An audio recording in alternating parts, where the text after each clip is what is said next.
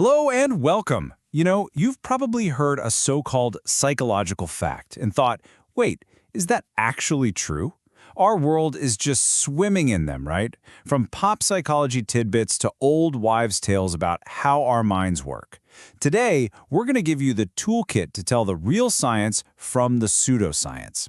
Let's kick things off with a couple you've definitely heard before. So let's start with this absolute classic. You've seen it in movies, you've heard it in conversations.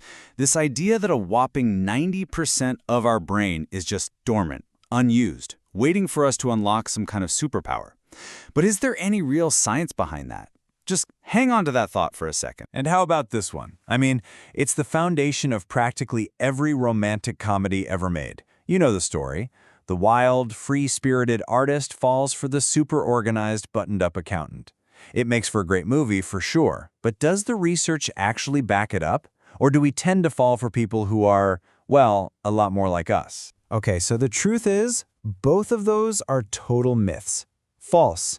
But if they're not true, why do they feel so believable?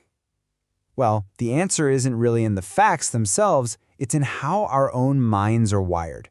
See, our brains have these little glitches, these built-in biases that actually make us pretty vulnerable to misinformation. So let's start there. Let's pull back the curtain on these mental shortcuts and traps. Because, understanding them is really the first big step to becoming a sharper, critical thinker. All right, first up is a huge one, confirmation bias. The easiest way to think about it is like your brain's personal yes man. It just loves to agree with whatever you already think. It goes out of its way to find evidence that supports your existing beliefs, and it tends to just kind of ignore anything that might challenge them. And this is a perfect example of how it plays out in real life. That student gets an A+ after eating a chocolate bar, and that memory gets filed away as proof. But they totally forget about the C they got last semester when they did the exact same thing.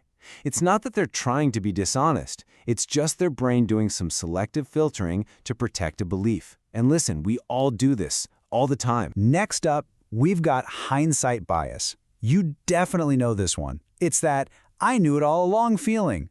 It's when something surprising happens and suddenly your brain convinces you that the outcome was totally obvious from the get-go, even when it really wasn't. We see this constantly, right? Sports, politics, the stock market. After the final buzzer, it's so easy to say, oh yeah, I knew they were going to win. But was it really that certain before the game started?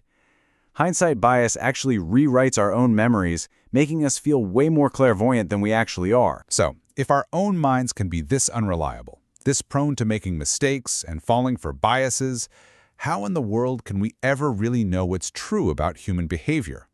Well, thankfully, psychology has a powerful answer. And this is really the key question, isn't it? If we can't just trust our gut feelings or what seems like common sense, what's left? How does psychology get past all the guesswork and actually get to the truth of the matter? The answer is by being a science. Psychology isn't just a bunch of cool ideas and theories. It's a scientific discipline. And what makes it a science is its strict commitment to the scientific method and its focus on what's called empirical evidence. That's just a fancy term for information that's gathered through objective, real-world observation and measurement. The best way to think about the scientific method is like a recipe.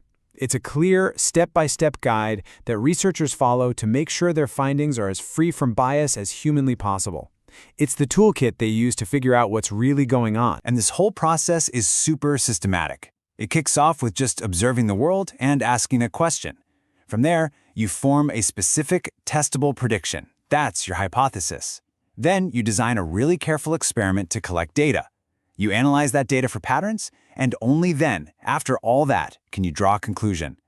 Each step builds on the last, creating this logical path from a simple curiosity to a credible answer. Now, a really important part of this recipe is the hypothesis.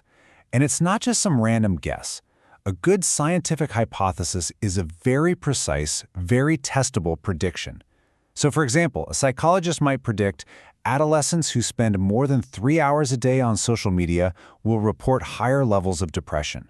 See, it's specific, and you can actually design a study to see if it's true. And here's something that is absolutely crucial.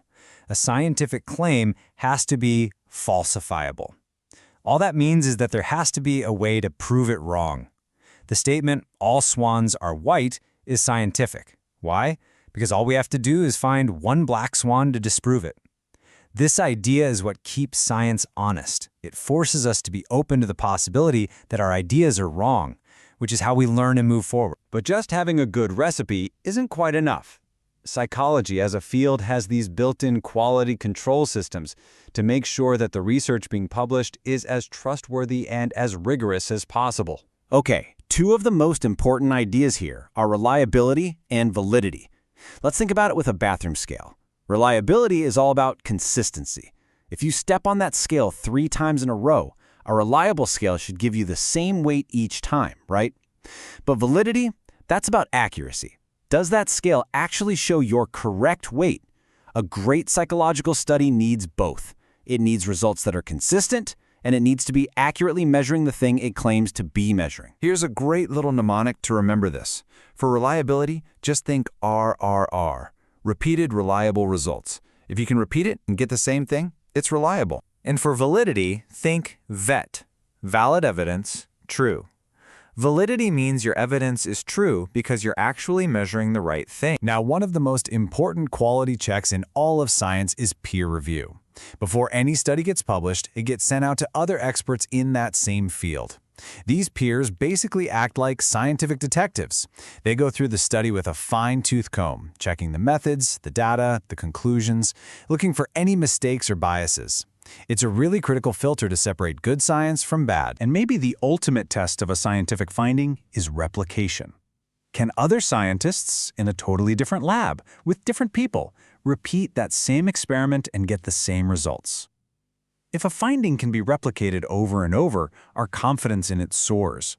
But if it can't, well, it might have just been a fluke or a mistake or the result of some hidden bias. Okay, so we've looked at the sneaky ways our own minds can trick us, and we've seen the rigorous methods that psychology uses to find the truth. Now let's bring it all home and see how you can put these tools to use. So let's try this out. Picture a new study going through peer review. A reviewer points out that the sample size, the number of people in the study, was just too small. So why does that matter? Well, a tiny sample might not reflect the larger population, which means the study could be wrong. This threatens its validity. That reviewer's feedback is a crucial quality check. They're making sure the methods are solid, which is, C, verifying the reliability and validity before that study ever sees the light of day. In the end, what psychology really gives us is this incredible toolkit for seeing the world and ourselves more clearly. It teaches us to be a little skeptical of our own intuition, to ask for the evidence, and to think critically about all the claims we hear every single day. So now you have the toolkit. The only question is, what popular belief are you going to go investigate first?